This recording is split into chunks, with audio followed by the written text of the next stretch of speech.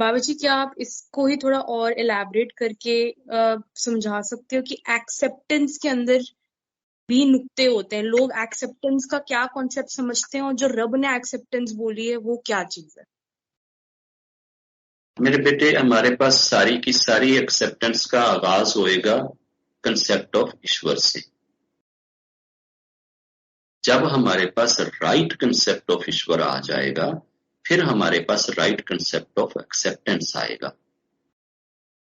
हमें एक्सेप्टेंस की लेसनिंग देगा कौन कि where we should get accepted and where we should get reacted. कहां रिएक्शन देना है और कहां एक्सेप्टेंस देनी है, कहां कितना रिएक्शन दिखाना है और कहां कितने रिएक्शन के बाद हम लिमिट को क्रॉस कर जाएंगे, और कहां कितना रिएक्शन दिखाना चाहिए और अगर हम उससे पीछे रहें तो हम बेगैरत होंगे। ये सारी की सारी क्लैरिटी हमें देगा रब। फाइनल अथॉरिटी हमें एडवाइस करने की, हमें गाइड करने की, हमें कंट्रोल करने की, दूसरे शब्दों में ये कह लें कि हमें कंट्रोल करने की। We are very wild animal, but we have some consciousness. हमारे पास थोड़ी सी अक्ल है, हमें कंट्रोल करना बहुत मुश्किल है। तो हमें कंट्रोल करने की अथॉरिटी होनी किसके पास चाहिए? सबसे पहले तो हमें पूरी दुनिया को बैठ के ये तय करना चाहिए कि क्या फ्रांस वालों को हमें कंट्रोल करना चाहिए, क्या जर्मनी वालों को करना चाहिए, क्या यूके वाले हमें कंट्रोल करें, क्या हमारे राज्यसभा और लोकसभा वाले हमें कंट्रोल करें, क्या हमारे नेबर में बैठा हुआ जापान और ऑस्ट्रेलिया हमें कंट्रोल करें? Who has the authority? ये अथॉरिटी हम किसको दें? किसको ये राइट है कि जी वो हमारे लिए असूल बनाए, वो हमारे लिए प्रिंसिपल बनाए, वो हमारे लिए तौर तरीके बनाए? अगर हम यूरोप के पास चले जाएं तो उनके यहाँ तो तौर तरीका ये है कि बच्चा रात को 18 साल का हो तो सुबह वो कहते हैं चल भाई घर से निकल, अब तेरा इधर क्या है, तू तो 18 साल का हो गया रात को। और इधर हमारे यहाँ तो 28 साल की बेटी हो तो उसको घर से कोई बाहर नहीं जाने देता। नहीं, तू बाहर किधर जाएगी, तू नहीं जा सकती, तू हमारी बेटी है, तुम्हारी इज्जत है, तुम्हारी शर्म है, तुम्हारी लज्जा है, तुम्हारी लिहाज है, तो ये है तो वो। तो भाई ये तय कौन करेगा? किसने ये असूल बनाना है कि हमें क्या करना है और क्या नहीं करना है? हमारी वैल्यूज कौन एडजस्ट करेगा, हमारे प्रिंसिपल कौन एडजस्ट करेगा? ये सारी की सारी अथॉरिटी अल्टीमेटली अगर हम सब के सब एग्री हो सकते हैं कि यार ये राइट ना तो जर्मनी के पास होना चाहिए, ना जापान के पास, ना इंडिया के पास, ना मिडिल ईस्ट के पास, ये राइट होना चाहिए खुदा के पास, क्योंकि खुदा सबका साझा है। अदरवाइज तो हम सारे ईस्ट वाले रिएक्ट करेंगे कि जनाब वेस्ट वाले हमें क्यों कंट्रोल करें। वेस्ट वाले सारे ये रिएक्ट करेंगे कि जनाब एशिया वाले तो वैसे ही अद्धे पागल होंगे ने, क्यों सानू क्यों कंट्रोल कर। तो कौन है जो अल्टीमेट है, जो डिवाइन है, जो फाइनल विजडम रखता है, फाइनल नॉलेज रखता है, फाइनल कैपेसिटी रखता है, फाइनल नोइंग रखता है? तो फाइनल नोइंग तो सिर्फ ईश्वर के पास है, रब के पास है। अब ईश्वर और रब वो है कौन, हमें ये भी तय करना है। हमारे यहां तो इधर गली गली महल्ले महल्ले में ईश्वर पैदा हो जाते हैं, हमारे यहां तो रब जन्म लेते हैं। ਜਿਹੜੀ ਸ਼ੈ घर च पैदा हो सकती है, ਜਿਹੜੀ ਸ਼ੈ ਇੱਥੇ ਅਸੀਂ ਬਣਾ ਸਕਨੇ ਹੋ, ਤੇ ਫਿਰ ਬਾਈ ਪ੍ਰੋਡਕਟ ਹੋ ਗਈ ਨਾ। ਸਾਡੇ ਕੋਲ ਇੱਥੇ ਫੈਕਟਰੀਆਂ ਨੇ ਰੱਬਾਂ ਦੀਆਂ, ਸਾਡੀਆਂ ਤੇ ਪਤਾ ਨਹੀਂ ਕਿਤਨੀਆਂ ਮਾਵਾਂ ਨੇ ਜਿਹੜੀਆਂ ਰੱਬ ਪੈਦਾ ਕਰਦੀਆਂ ਨੇ, ਉਹਨਾਂ ਨੇ ਰੱਬ ਜੰਮੇ ਨੇ। ਠੀਕ है, ਅਸੀਂ तो उन्होंने रब का दर्जा दिता हुआ है। तो जब हमारे पास रब की डेफिनेशन नहीं होएगी तो अल्टीमेटली वो जो पहला हमारा फैसला है कि यार ये सारी की सारी अथॉरिटी रब के पास होनी चाहिए, और जब हमें रब का नहीं पता होएगा तो हम कोई आधे बंदे भैंस के पास चले जाएंगे, तू हमारा रब है हमें जरा गाइड कर। आधे बंदे खोते के पास चले जाएंगे, तू हमारा रब है जरा हमें गाइड कर। आधे बंदे गौ के पास चले जाएंगे, तू हमारी माता है हमें जरा गाइड कर। तो फिर तो फटा पड़ जाएगा ना, फिर वो अल्टीमेट तो नहीं रहेगा ना, डिवाइन तो नहीं रहेगा ना, वन तो नहीं रहेगा ना, एक तो नहीं रहेगा ना। फिर गाय तो अलग मत देगी। कोई कहेगा कि नहीं जनाब ये तो शेर होना चाहिए, अथॉरिटी तो उसके पास होनी चाहिए। तो हम अगर शेर को जाके कहेंगे रब है तो उन्हें तो फिर कहना सारे हिरण फड़ के ले आओ। अब उसने तो हिरण खाने हैं, उसको घास से क्या लगे, वो कहेगा सारे घास को आग लगा दो, मुझे क्या लेना घास से, बस हिरण होने चाहिए। और अगर आप भैंस को कहेंगे तो वो कहेगा हर जगह पे घास उगा दो, मुझे तो घास खानी है। तो जो तरीकेकार बनता है उस तरीकेकार में ये है कि सबसे पहली चीज जो है वो हमारे पास होना चाहिए रब, और फिर दूसरा होना चाहिए राइट कंसेप्ट ऑफ ईश्वर कि वो रब है कौन, जिसके पास हमें कंट्रोल करने की अथॉरिटी होनी चाहिए। अब जब हम डिवाइन और अटर्नल और ब्लिसफुल तरीके से अपने रब को डिफाइन कर लेंगे, राइट तरीके से रब को डिफाइन करेंगे, तो फिर हमें अगला क्वेश्चन आएगा कि वो रब अब हमें एडवाइस और गाइड करेगा कैसे। क्या रब मोबाइल यूज करेगा, फेसबुक यूज करेगा, यूट्यूब चैनल बनाएगा? रब कैसे हमें गाइड करेगा, क्या तरीकेकार यूज करेगा? तो रब ने जो एक अपने बंदे से कम्युनिकेट करने के लिए मेथड निकाला है वो है एंजल्स। और रब बंदों में से कुछ बंदों को नॉमिनेट करता है, खुद रब अनाउंस करता है कि ये है मेरे प्रॉफिट और मैसेंजर, ये आपको बताएंगे। तो फिर अगली दो स्टेजेस आ जाती हैं, एंजल को मानना और प्रॉफिट और मैसेंजर्स की अंडरस्टैंडिंग। हमारे यहां तो प्रॉफिट और मैसेंजर इतना आउटवर्ड शब्द है, इतना प्राया शब्द है कि इधर तो किसी को बोलो कि यार मैसेंजर कौन होता है, प्रॉफिट कौन होता है, तो आगे से थप्पड़ मारेगा। उसको क्या लगे कि प्रॉफिट से मैसेंजर से पूरी जिंदगी ना उसने किसी प्रॉफिट से सीखा ना किसी मैसेंजर को माना, उसने तो ये गाइडेंस का राइट और मेथड और यूज ही नहीं किया, तो वो क्या जानेंगे यार ये क्या मेथड है, क्या तरीकेकार है, किस तरीके से आएगा। अब वो जो भी प्रॉफिट और जो मैसेंजर्स आए हैं उनका अल्टीमेटली एक एंड हुआ, लास्ट पे एक प्रॉफिट और एक मैसेंजर आ गया, उसके बाद अब कोई प्रॉफिट और मैसेंजर नहीं आएगा। तो अब हम क्या करें? जो तो प्रॉफिट और मैसेंजर के इरा में थे उनको तो प्रॉफिट और मैसेंजर नसीब हो गया, वो तो रब से जुड़ गए, एंजल के जरिए चीज आती थी, प्रॉफिट से वो ले लेते थे, मैसेंजर से जाके वो पूछ लेते थे, हर प्रिंसिपल उनको मैसेंजर दे देता था कि हाँ जी आप पुप्पी से शादी कर सकते हैं या नहीं, दादी से कर सकते हैं या नहीं, बेटी से कर सकते हैं या नहीं, बहन से कर सकते हैं या नहीं, इंटरेस्ट खा सकते हैं या नहीं, ये सारी चीजें तो वो पूछते गए, उनकी तो क्लियर होती चली गई। हम किधर जाएं, हम कहां जाएं? जो भी प्रॉफिट और मैसेंजर आया है उसकी टीचिंग्स कहीं ना कहीं सेव होंगी, महफूज होंगी। अब वो टीचिंग जो सेव है, जो महफूज है, जब आपका रब के साथ कनेक्शन क्लैरिटी वाला बन जाएगा ना, रियलिटी वाला बन जाएगा ना, तो फिर उस रब की बातें कोई जहां से मर्जी उठा के लाए कि यार ये रब ने कहा है, आप फौरन उन बातों को पहचान लोगे कि यार ये रब की बातें हैं। अगर आपको अपने रब का नहीं पता तो फिर जो भी कोई उसकी बातें उठाकर आपके सामने ले आएगा आपको पता नहीं चलेगा कि यार ये रब की बातें हैं या नहीं। अगर हमें रब का पता हो, राइट कंसेप्ट ऑफ ईश्वर हो, फिर हमें कोई कहे कि जनाब फला प्रॉफिट और मैसेंजर के पास ये टीचिंग थी और ये हमने सेव की हुई है और आपके रब ने ये बोला है, ये कहा है, आप एक सेकंड में जज कर लेंगे कि यार ये मेरे रब की बातें हो सकती हैं या नहीं, मेरा रब ऐसे कह सकता है या नहीं कह सकता, आप उसको चेक कर लेंगे।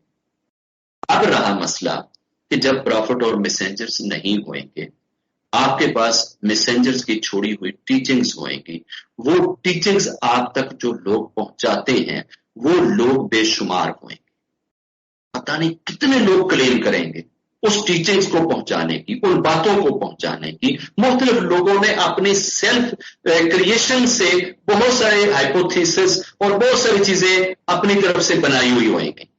आप अभी इन बंदों की पहचान कैसे करें कि जो सच्चे इंसान हो और ये इन सच्चे महापुरुषों, सच्चे गुरुओं और सच्चे प्रॉफिट और मैसेंजर्स की सच्ची छोड़ी हुई टीचिंग्स आप तक पहुंचाएं।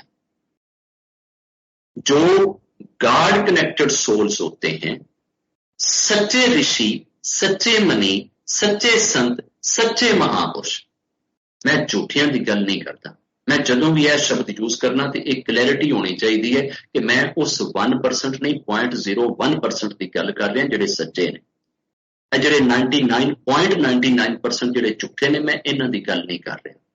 वो जो सच्चे हैं उनको अब हम कैसे ढूंढें, कैसे जानें कि यार ये हैं वो लोग जो हमें वाकया ही रब की दी हुई टीचिंग्स प्रॉफिट्स के वाया से आई हुई हम तक पहुंचा देंगे और उसमें ये बदबयानती नहीं करेंगे।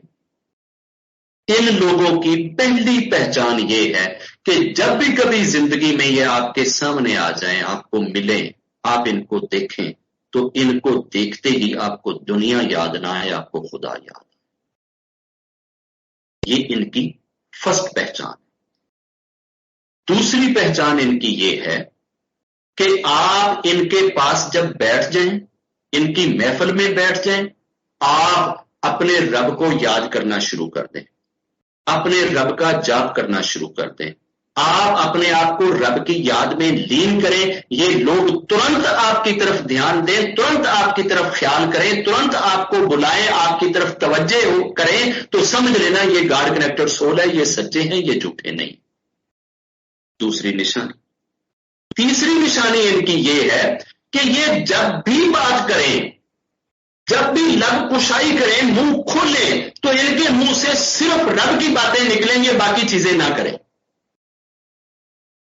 ये इनकी तीसरी पहचान है।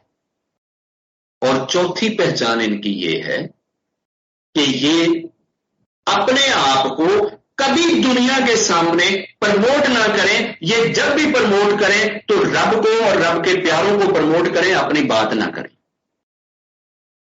अगली पहचान इनकी ये है कि ये जब भी कभी आप तक प्रॉफिट और मैसेंजर की और रब की टीचिंग्स पहुंचाएं, तो कभी टीचिंग का बदला ना आपसे मांगे, फल ना मांगे, रिवार्ड ना मांगे, मॉनेटरी बेनिफिट ना मांगे, पर्सनल बेनिफिट ना मांगे, किसी और इस तरह की तवक्को ना रखें। ये सिर्फ और सिर्फ फ्री ऑफ कास्ट रब की टीचिंग्स आप तक बगैर किसी लालच के, बगैर किसी ग्रीड के पहुंचा दें। तो समझ लेना कि यार ये वो 0.01% लोग हैं जो सच्चे रब की सच्ची टीचिंग सच्चे तरीके से बगैर उसमें मिलावट के हम तक पहुंचा देंगे। इन लोगों का जो माइंड सेट होता है, ये लोगों का माइंड सेट 8 तरह की इल्यूजन से पवित्र होता है। आम लोगों को 8 इल्यूजन से गुजरना पड़ता है, 8 तरह की डिस्ट्रैक्शन से गुजरना पड़ता है। वो जो 8 तरह की डिस्ट्रैक्शंस हैं, वो हमारे माइंड को, हमारे थॉट को, हमारे बिलीव को डिमोलिश कर देती हैं, गिरा देती हैं, बड़ा गंदा कर देती हैं। उस वजह से हमारे थॉट और बिलीव इस लेवल तक नहीं पहुंचते कि हम राइटियस टीचिंग को, राइटियस ऑर्डर्स को, राइटियस कॉन्शियसनेस को, राइटियस ईश्वर की प्रचार को आइडेंटिफाई कर सकें, रिकॉग्नाइज कर सकें, डिस्टिंग्विश कर सकें, समझ सकें। सबसे पहली चीज जो इंसानों को डिस्ट्रैक्ट करती है वो इंसानों की अपनी पर्सनल थॉट है। हर एक इंसान सोचता है जिसके पास दिमाग है। जो दिमाग से फारिग है मैं उनकी बात नहीं कर रहा, जिनके पास माइंड ही नहीं है मैं उनकी बात नहीं कर रहा, जो सोचते हैं मैं उनकी बात कर रहा हूं। सोचने वाले बंदों के साथ ऐसे ही होएगा। इनको जो पहली चीज एक आएगी वो क्या आएगी कि इनके दिमाग में जो थॉट आएगी वो हमेशा ट्विंस में होएगी, वो विरल में होएगी, और उसमें पॉजिटिव और नेगेटिव दोनों तरह के थॉट जो है ना वो एक दूसरे के साथ ना वो गूंद के दिए जाते हैं, पॉजिटिव और नेगेटिव। अब ये पॉजिटिविटी और नेगेटिविटी की आइडेंटिफिकेशन करता ही खुदा है, बताता ही खुदा है। फाइनल अथॉरिटी पॉजिटिव और नेगेटिव को सेग्रीगेट करने की खुदा के पास है, इंसान के पास नहीं। तो आम बंदा जब उसके दिल के ऊपर, दिमाग के ऊपर, माइंड के ऊपर जब थॉट गिरती है तो वो पॉजिटिव और नेगेटिव थॉट को डिस्टिंग्विश नहीं कर सकता। दूसरी चीज इल्यूजन जो है ना, इल्यूजन कहते हैं आप अपनी सेंसेस में रहते हुए कोई धोखा खा लें, उसको इल्यूजन्स कहा जाता है। जैसे आम एग्जाम्पल इल्यूजन की दी जाती है कि आप डेजर्ट में जाएं ना तो सामने सारे का सारा रेत ही रेत हो ना, तो आप जब डेजर्ट की तरफ देखते हैं तो आपको यूं लगता है कि जैसे आगे समुद्रा है, आगे सारा जल ही जल है, पानी पानी, बस थोड़ा सा आगे जाएंगे तो आगे निरा पानी पानी, जाके पी लेंगे। आप हजारों मील चल जाते हैं, हर जगह पे आपको यूं ही लगता है कि पानी थोड़ा सा आगे, पानी नहीं होता, आगे निरी रेत ही रेत। ये जो आपकी सेंसेस आपको धोखा दे रही हैं, इन सेंसेस के धोखे से आने वाली इंफॉर्मेशन नॉलेज जो है, ये इल्यूजन कहलाता है, जो जाहिरी तौर पे हो कुछ और, दिखाई कुछ और दे। एक्चुअल चीज कुछ और हो, दिखे कुछ और। आप अंधेरे में किसी जगह पे हिलती हुई रस्सी को देखें और आप उसे सांप समझ लें, है वो रस्सी मगर वो हिल रही है हवा से और आपको सांप लगती है। ये वाला जो धोखा है, इसको इल्यूजन कहा जाता है, ये सेंसेस का धोखा है। ये धोखा क्लैरिटी में बदल सकता है, ये धोखा क्लैरिटी में बदल सकता है। 100% आप उसके अपोजिट रियलिटी को जान सकते हैं। अगर आप दोपहर को चल रहे हैं और वो आपको रेत लगती है, अचानक अगर बादल छा जाते हैं और सूर्य की वो रोशनी जो रिफ्लेक्ट होकर रेगिस्तान को, डेजर्ट को पानी बना रही थी, अब वो रोशनी बंद हो जाएगी, जिस वक्त नीचे साया पड़ेगा तो आपको वो सारे का सारा डेजर्ट दिखाई देगा, आपकी वो क्लैरिटी हो जाएगी। अगर आप टार्च लेके उसी हिलती हुई रस्सी के ऊपर टार्च लगाएं तो वो रोशनी आपको बता देगी कि यार ये रस्सी है, मैं इसको सांप समझ रहा था। इन चीजों में क्लैरिटी हो सकती है। इल्यूजन्स जो है, ये आपके सेंसरी डिसीव को, सेंसरी डिसेप्शन को कहा जाता है, जो आपकी 5 सेंसेस रियलिटी को ना जान सके। जो आपका बिलीव धोखा खाता है, डिसेप्शन खाता है, आपकी थॉट्स जो धोखा खाती हैं, इस धोखे को डिल्यूजन कहा जाता है।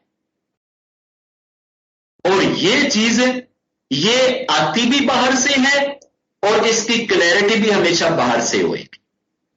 ये ना आप खुद डिल्यूजन ले सकते हैं और ना ही खुद डिल्यूजन से निकल सकते हैं। डिल्यूजन से निकालने के लिए हमेशा आपको एक्सक्लूसिव शक्ति चाहिए, एक्सटर्नल पावर चाहिए, बाहर से गाइडर चाहिए, कोई दूसरा एडवाइजर चाहिए, कोई दूसरा लीडर चाहिए, कोई दूसरा गुरु चाहिए जो आपको डिल्यूजन से निकालेगा। माइंड का जो अंधेरा है, माइंड की जो मिसकंसेप्शन है, थॉट्स की जो मिसकंसेप्शन है, इस मिसकंसेप्शन को, आपके रॉन्ग बिलीव को अगर कोई दूर करेगा तो वो सिर्फ सच्चा गुरु होएगा। अब एक तो आपको रॉन्ग थॉट जो आपके अंदर वैसे क्रिएट होती है, ईश्वर की तरफ से आती है, आपके दिमाग पे गिरी, हर आने वाली सोच पॉजिटिव और नेगेटिव है, आप उसको आइडेंटिफाई नहीं कर सकते। उसकी आइडेंटिफिकेशन के लिए आपको किसी सच्चे गुरु की जरूरत पड़ेगी। दूसरा, आपको डिल्यूजन में कौन डालता है? आपके पेरेंट्स डालते हैं। अगर पेरेंट्स खुद ही डिल्यूजन में हैं, रॉन्ग बिलीव पे हैं, रॉन्ग विश्वास पे हैं, रॉन्ग यकीन पे हैं, रॉन्ग उनका वो फेथ है, तो वो यकीनन वही फेथ आप में ट्रांसफर कर देंगे। दूसरा डिल्यूजन आप में कहां से आ गया? पेरेंट्स से आ गया। आप पेरेंट्स से निकलते हैं, घर से बाहर निकलते हैं, बाहर आपका मोहल्ला, आपका सोसाइटी पूरी, आपका देश और पूरा वर्ल्ड, ये सारे का सारा जिस बिलीव पे, जिस विश्वास पे, जिस थॉट पे चल रहा है, ये जिन जिन रॉन्ग बिलीव्स पे, रॉन्ग थॉट पे, रॉन्ग विश्वास पे, रॉन्ग वैल्यूज पे होएगा, ये सारी रॉन्गनेस आपके अंदर ये ट्रांसफर कर देगा। ये तीसरा डिल्यूजन का जरिया या सोर्स ऑफ डिल्यूजन, थर्ड जो है वो है आपकी सोसाइटी। चौथी चीज जो है वो, जब भी कोई थॉट आपको रॉन्ग आता है, आपके सामने कोई रॉन्ग चीज आती है, आपके पेरेंट्स ने कोई आपको रॉन्ग थॉट दे दिया, आपकी सोसाइटी ने कोई आपको रॉन्ग थॉट दे दिया, ये तीन जगह से जो आपको रॉन्ग थॉट, नेगेटिव थॉट आएगी, नेगेटिव सोच आएगी, नेगेटिव बिलीव आएगा, नेगेटिव विश्वास आएगा, नेगेटिव फेथ आएगा, सेटन साइड पे खड़ा होके इसने बहुत बड़ा एक ब्रश अपने हाथ पे रखा हुआ है, ये सारे उस रॉन्ग थॉट को पॉलिश करके उसके अंदर ब्यूटी भरता है, खूबसूरती भरता है। इसका बहुत बड़ा ब्यूटी पार्लर है जो सिर्फ और सिर्फ रॉन्ग थॉट्स और रॉन्ग बिलीव्स को ब्यूटीफाई करता है।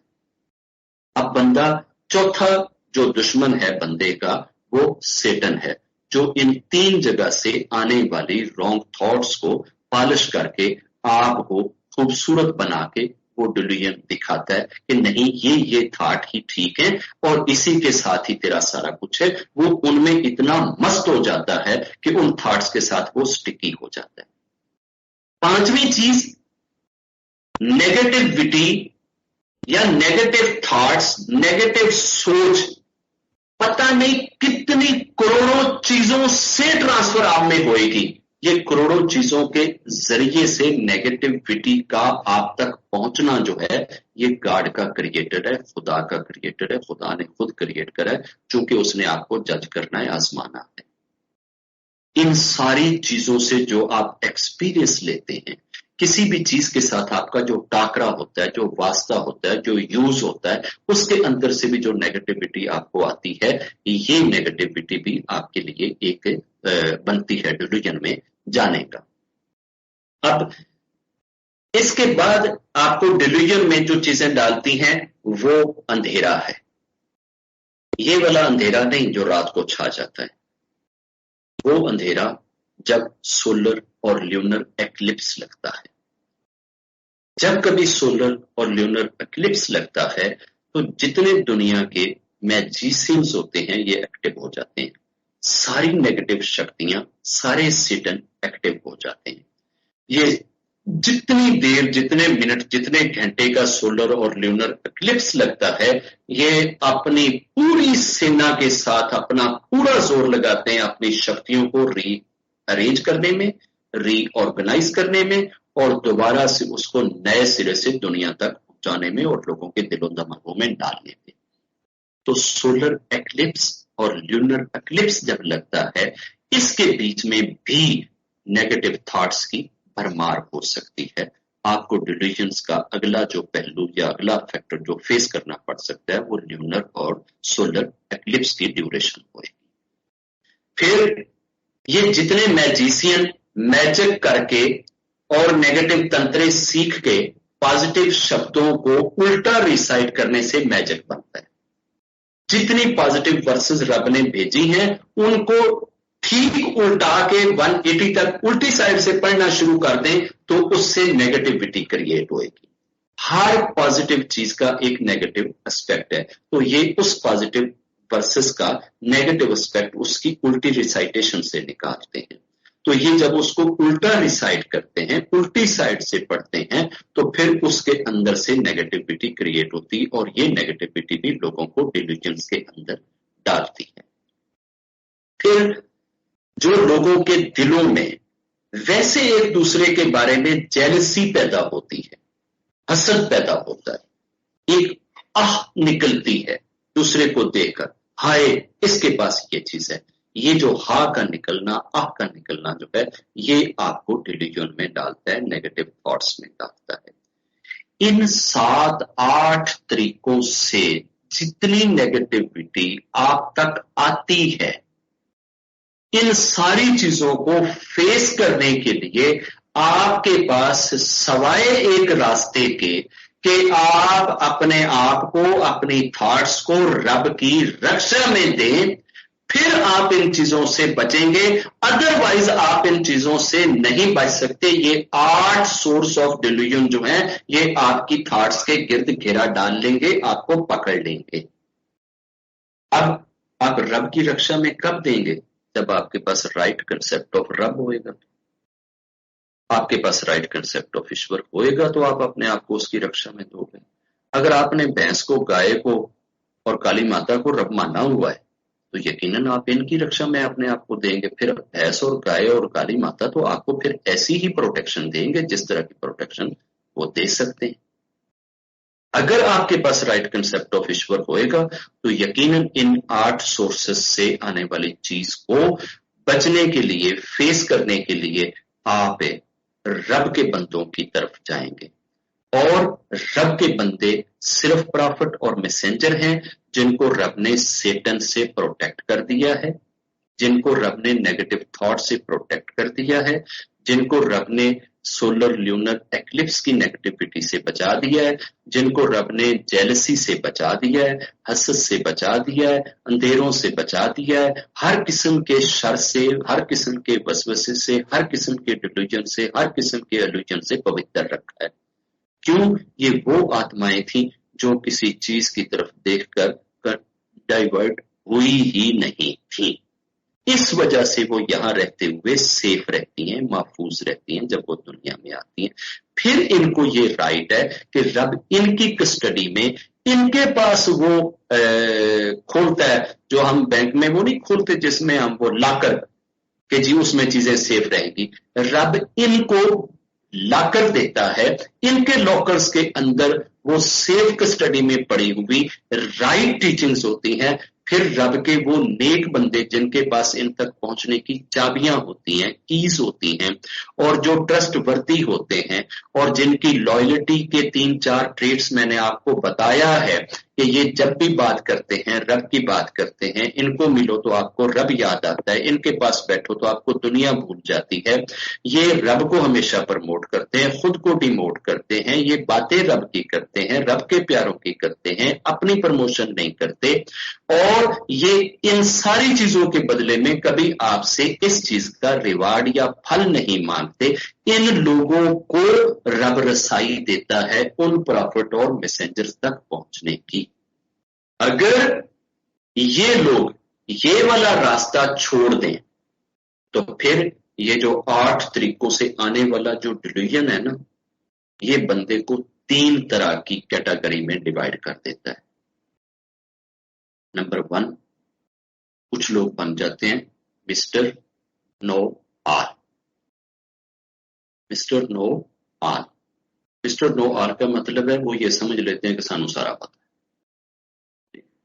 उन्होंने अपने लिए गाइडेंस के, एक्सेप्टेंस के दरवाजे ही बंद कर दिए होते हैं, क्योंकि वो ये समझ रहे होते हैं कि जी मैं मिस्टर नो आल हूं, मुझे सब पता है, बाकी कोई ऐसा बंदा ही नहीं है कि जिसको इन चीजों का पता हो जितना मुझे पता। ये डिल्यूजन सेटन उनके दिल में, दिमाग में पैदा करता है। दूसरा, वो फॉल्स प्राइड में पड़ जाते हैं कि जनाब मुझे किसी गाइडर की जरूरत नहीं, मैं खुद ही गाइडर हूं, मैं खुद ही लीडर हूं, मैं अपनी लीड कर सकता हूं, मेरा माइंड बहुत कॉम्पिटेंट है, मेरा माइंड मुझे धोखा नहीं देता है, मेरा माइंड मुझे ये करता है, मेरा माइंड मुझे ऐसे करता है। ये फॉल्स प्राइड में पड़ जाते हैं या ये डिप्रेशन में चले जाते हैं। और ये फिर किसी भी इंसान को दुख की वजह से, जेलसी की वजह से, हसद की वजह से, डिप्राइवनेस की वजह से एक्सेप्ट ही नहीं करते कि कोई इनको गाइड करे या एडवाइस करे। ये सारों की गाइडेंस के लिए अपना डोर बंद करके बैठ जाते। ये तीनों की तीनों कैटेगरियां वाफर मिकदार में हमारे पास मौजूद है। हमारे पास मिस्टर नो आल मुकदे ही नहीं, माला दे विच उतने दाने नहीं जितने साडे कोल मिस्टर नो आल है। जिन्हों छेड़ो वो कहता मैं मिस्टर नो आल, दूसरे को पूछो कहता नहीं नहीं नहीं उसके पास तो कुछ भी नहीं, असल ज्ञान थे मेरे को, मैं मिस्टर नो आल। अब तीसरे के पास चले जाएं तो उसको कहें कि जनाब मैं फला फला जगह से घूम के आया हूं, तो वो कहता नहीं नहीं नहीं उनके पास तो कुछ भी नहीं है, मिस्टर नो आल तो मैं। ये मिस्टर नो आल का एक धंधा हमारे देश में वाफर मिकदार में पाया जाता है। और दूसरा, फॉल्स प्राइड में ये बहुत पड़े हुए, अपने आप को भगवान बनाना, अपने आप को ईश्वर बना देना, अपने आप को फॉल्टलेस करार दे देना, अपने आप को कॉम्पिटेंट फाइनल अथॉरिटी करार दे देना, किसी प्रॉफिट और मैसेंजर और एंजल की जरूरत महसूस ना करना। ये इनके फॉल्स प्राइड का नतीजा होती है। ये कहते हैं नहीं ज़हन काफी है, साढ़े को ज़हन है ना, हार्ट है, सोच है ना, असीं आपे सोचना नहीं, अपनी सोच नाल कर लवांगे, सानू किसी प्रॉफिट या मैसेंजर की किहड़ी लोड़ है। हम ऐसे ही प्रॉफिट और मैसेंजर के पीछे चले। हमने क्या करना, हमारे पास थॉट है ना, तो आपकी थॉट तो 8 जगह से डिल्यूट हो रही है, आपकी थॉट के ऊपर तो 8 जगह से गंद पड़ रहा है, आपकी थॉट के ऊपर तो 8 जगह से धूल और मट्टी पड़ रही है, तो वो तो अट जाएगी, चंद ही दिनों में अट जाएगी। उस अटी फटी हुई थॉट को हम अपने लिए एडवाइजर और गाइडर का रुतबा दे लेते हैं। अगर ये दोनों हरबे सेटन के ना यूज हो तो आखिरी हरबा सेटन का ये होता है कि बंदे को डिप्रेस कर, मायूस कर। वो फिर ऐसी स्टेट में चला जाएगा, ऐसी स्टेट ऑफ माइंड में चला जाएगा कि आपके पास कोई इलाज ही नहीं होगा। आप उसे जो मर्जी कहते रहें, आप उसे पॉजिटिविटी कहें, नेगेटिविटी कहें, अच्छा कहें, बुरा कहें, वो कहेगा जनाब जेड़ा कुछ है जो उन्होंने रखो अपने कोले, मैनू तुहाडे किसी टीचिंग प्रीचिंग की प्रचार की कोई लोड़ नहीं, इहो जिहियां चीज़ां मेरे ते ना चाढ़िया। रब करे कि हम इन सारी चीजों से बच जाएं, निकल जाएं और हमारे अंदर वो वाली एक्सेप्टेंस आ जाए जिस एक्सेप्टेंस में हम अपने आप को टोटली सरेंडर करते हुए रब के हैंड ओवर कर दें, खुद को क्रिएशन समझ लें, रब को क्रिएटर समझ लें, खुद को महकूम समझ लें, रब को हाकम समझ लें, खुद हुक्मों की पाबंदी करने वाला बन जाएं, रब को हुक्म देने वाला मान लें, खुद उसके पास अपनी सारी चीजों की जिम्मेदारी डाल दें और उसे इन सारी जिम्मेदारियों का पूरे करने वाला मान लें। जब ये चीज हमारे अंदर आएगी, फिर ये जो 8 जगह से 8 वाय से हमें जो डिल्यूट करने वाली चीजें आ रही हैं, हम इनको फेस कर सकते हैं। उसके बाद जो हमारा विजन बनेगा, जो हमारा कॉन्शियसनेस बनेगा, हमारी जो थॉट बनेगी, वो इन 8 दुश्मनों का मुकाबला करते हुए एक राइटियस पाथ पे चलते हुए सही और रॉन्ग की पहचान कर लेगी और वही रास्ता हमें ईश्वर तक लेकर जाएगा, रब तक लेकर जाएगा। जय